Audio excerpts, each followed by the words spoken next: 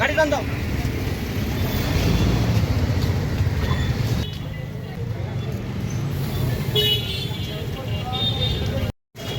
দিছো